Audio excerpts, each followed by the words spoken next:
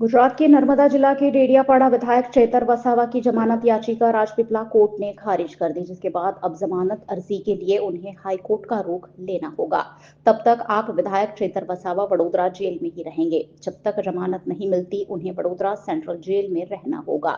डेडियापाड़ा में समिति के सदस्यों की नियुक्ति मामले विधायक चेतर वसावा को जेल हुई थी, जिसके बाद से वो वडोदरा सेंट्रल जेल में कैद है। એમની જામીન અરજી નામંજૂર કરવામાં આવેલી છે। હવે રિઝનિંગ ઓર્ડર હજુ વાંચવાનો બાકી છે, પરંતુ સોશિયલ મીડિયામાં જે ચાલી રહ્યું હતું એના કારણે મને લાગે છે અને એમના ગુનાહિત ઇતિહાસના કારણે એમની જામીન અરજી રદ કરવામાં આવેલી છે। એમને નામદાર હાઈકોર્ટમાં અરજી ગુજારવી પડશે।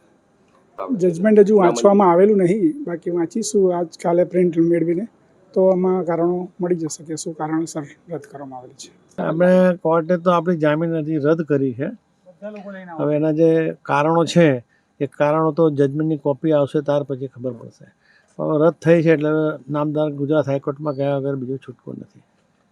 તો નામદાર હાઈકોર્ટમાં જવા માટે હજુ કેટલા દિવસ એની અરજી એ તો આપણે જેટલા જલ્દી જોઈએ તેટલા, પછી ત્યાં જેટલો સમય લાગે ત્યાં। એ વાત એવું મેં છેલ્લા 2 વાક્ય વાંચ્યા તેમાં હતું કે જે અમે સમર્થકોએ જે બધું આક્રોશ બતાવ્યો તેને લીધે એમની જામીન અરજી નામંજૂર થઈ એવું લાગે છે। હજુ ડિટેલમાં મને ખબર નથી।